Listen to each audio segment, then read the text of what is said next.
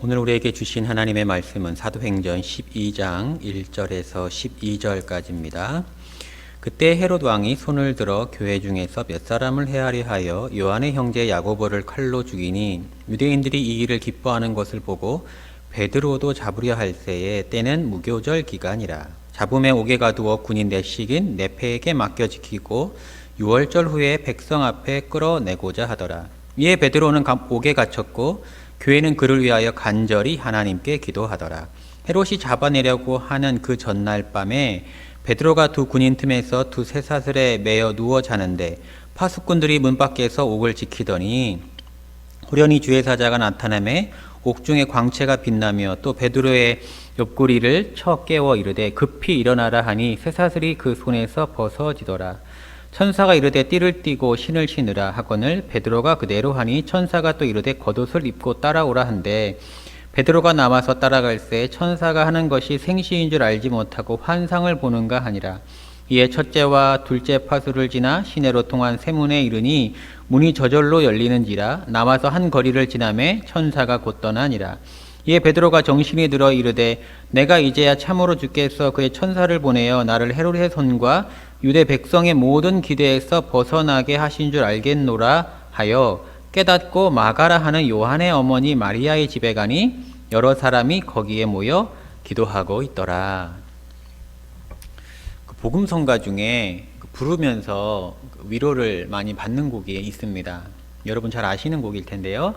마음이 지쳐서 기도할 수 없고 눈물이 빗물처럼 흘러내릴 때 주님은 우리 연약함을 아시고 사랑으로 인도하시네.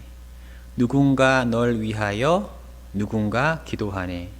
내가 홀로 외로워서 마음이 무너질 때 누군가 널 위해 기도하네. 우리가 이제 상심에 빠져 있을 때 누군가가 날 위해 기도한다. 그 기도가 능력이 돼서 나를 위로하고 나의 고단한 삶에서 구원을 받으리라. 이런 이제 소망을 갖는 것입니다. 우리가 힘들어할 때 권사님 제가 기도할 테니까 힘내세요. 집사님 제가 기도할 테니 힘내세요. 내가 이렇게 오늘 너를 위해서 기도했어. 이런 말을 들으면 위안이 됩니다. 위안이 되는데 만약에 그 중보기도가 감정상의 위로에서 그친다면 실망스러운 것입니다. 위로한다고 하니까 너를 위해서 기도했다고 하니까 위안은 되는데 내 삶에 아무런 영향력이 없다면 사실 실망스러운 거죠. 위안이 될지는 몰라도 해결이 되지 못하면 그것은 능력이 아닙니다. 그렇다면은 이런 질문이 생기죠. 중보기도는 과연 능력이 있을까? 내가 누구를 위해서 기도하는데 그것이 과연 능력이 될까? 그의 삶에 영향을 미칠까? 내가 기도할 때 그의 삶에 어떤 변화가 일어날까? 오늘 말씀을 통하여 중보기도에 대해서 함께 묵상하고자 합니다. 그러니까 헤롯 왕이 유대인들이 이제 그리스도인들을 잡는 것을 보고 그가 정치적 기반, 유대인들이 정치적하게 기반이기 때문에 그 지지를 얻기 위해서 성도들을 잡아들였습니다. 초대교회에서 헤롯 왕이 두 가지 악을 행했는데 하나는 야고보를 순교시켰고 다른 하나는 베드로를 옥에 잡았습니다. 12사도죠. 그러니까 스데반은 그리스도인으로서 첫 번째 순교자가 된 거고 야고보는 12사도 중에 첫 번째 순교자가 된 것입니다. 1절에 4절 말씀입니다.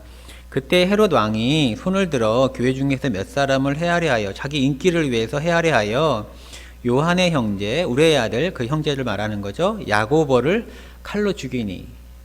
사람들이 엄청 좋아했습니다. 유대인들이 이 일을 기뻐하는 것을 보고 유대인들이 그리스도인들을 싫어했는데 거기에 대표주자라고 할 수 있는 12사도 중에 한 명이 죽었으니까 너무 기뻐해서 그렇다면은 그 당시에 굉장히 영향력을 끼쳤던 베드로도 잡으면 어떨까 해서 베드로도 잡으려 할 때는 무교절 기간이라. 잡음에 옥에 가두어 군인 내식인 네페에 맡겨 지키고 6월절 후에 백성 앞에 끌어내고자 하니라. 그러니까 정치적 쇼를 준비하는 겁니다. 베드로를 잡아들인 다음에 그들의 명절이 끝난 6월절이 이제 클라이막스로 치고 딱 내놓는 거죠. 베드로를. 그래서 재판에 회부하고 대부분 이제 사형이 처하겠죠. 그때 베드로가 이렇게 감옥에 갇혔는데 그때 교회는 무엇을 했는가? 교회는 무엇을 했을까요? 5절 말씀에 이에 베드로는 옥에 갇혔고 교회는 그를 위하여 간절히 하나님께 기도하더라. 그러니까 헤롯 대왕은 자기의 정치적 쇼를 위해서 이제 옥에 가둬두고 6월절 후에 이제 회부시켜서 죽이려고 한 것이고, 그 기간에 교회는 무엇이라고 하냐면 그를 위하여 하나님께 간절히 기도했다 그랬습니다. 교회가 하나님 베드로를 구해주세요, 베드로를 살려주세요, 이렇게 간절히 기도한 것이죠. 그럼 교회는 왜 기도했을까요, 여러분? 교회는 왜 베드로를 위해서 기도했을까요? 무능해서 기도한 걸까요? 무능해서? 그러니까 베드로를 구해오자니 상대방이 군인입니다. 군인. 그러니까 대항할 수가 없는 거예요. 무능을 느끼는 거죠. 불능을 느끼는 겁니다. 그래서 뭐라도 하고 싶은 마음에 무능의 표현으로 기도한 걸까요? 아니면 기도가 실제적으로 베드로를 구원할 수 있다고 하는 확신과 믿음에서 기도한 것일까요, 여러분? 만약 기도가 단순히 할 수 있는 일이 없어서 무능의 그런 표현의 대체 수단이라면은 우리는 중보기도 할 필요가 없습니다. 우리가 서로를 위해서 중보기도 하는데 기도가 단순히 감정적인 위로에서 그친다면은 정말 기도는 그만둬야 합니다.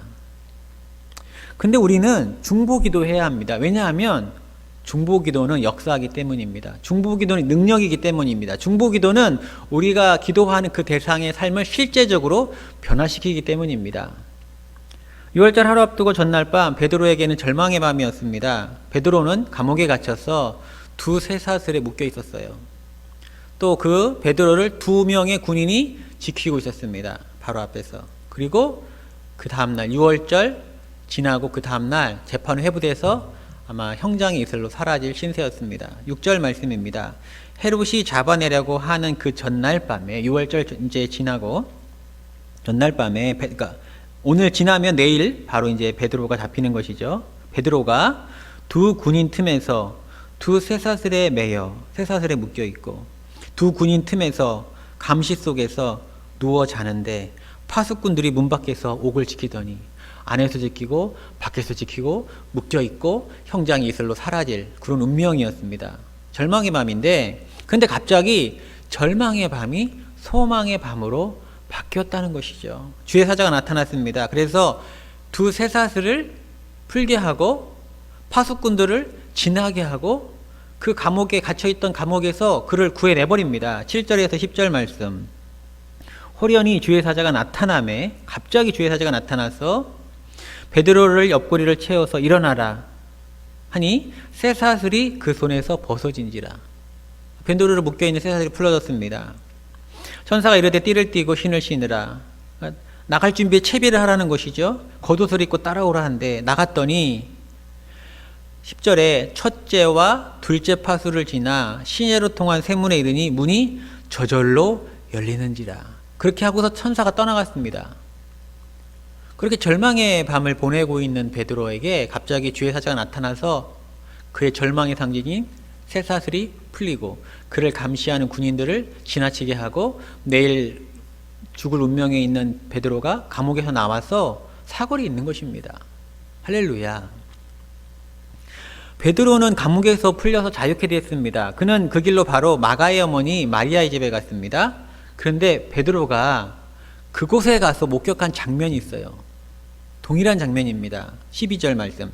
깨닫고 천사가 주의 사자가 하나님께서 나를 구원해 주셨다 하는 것을 깨닫고 마가라 하는 요한의 어머니 마리아의 집에 가니 그곳에 갔는데 그곳에 어떤 일을 하고 있었냐면 여러 사람이 거기에 모여 기도하고 있더라. 여전히 베드로를 위해서 중보하는 겁니다. 여러분, 그들의 중보기도가 공허한 울림이었습니까? 능력이었습니까? 능력이었다는 거예요. 실제적으로 베드로를 구해냈다는 겁니다. 도저히 일어날 수 없는 일이 일어났습니다. 어떻게 쇠사슬이 풀립니까? 어떻게 군인들이 다 시퍼렇게 있는데 다 통과합니까? 닫혔던 문이 어떻게 저절로 열립니까? 아무런 일 없이 감옥에서 나왔잖아요. 그것이 무엇이라고요? 기도의 능력이라는 것입니다. 중보기도는 능력이니 우리는 중보기도 하시라고 주님은 오늘 우리에게 강력하게 권면하고 있는 것이죠. 우리 주변에는 베드로와 같은 상황에 놓여 있는 지체들이 있습니다. 고통의 쇠사슬에 묶여 있고 시련의 군인이 지키고 있고 사형에 처하도록 예정된 것 같이 앞이 보이지 않는 삶을, 시간을 지금 보내고 있는 지체들이 우리 주변에 있습니다. 여러분, 우리는 그럼 무엇을 해야 할까요? 그들을 위해서 무엇을 해야 할까요? 오늘 말씀은 우리에게 그들을 위해서 손을 모아 중보 기도하라고 권면하고 있습니다. 왜요? 단순히 그들에게 감정의 위안이 되기 위해서? 뭐라도 해야 되니까? 아닙니다. 능력이 되기 때문입니다. 실제적으로 그를 구원할 수 있기 때문입니다. 오늘 우리가 같이 처음에 나눴던 찬양 다시 묵상하기 바랍니다. 누군가 널 위하여 누군가 기도하네.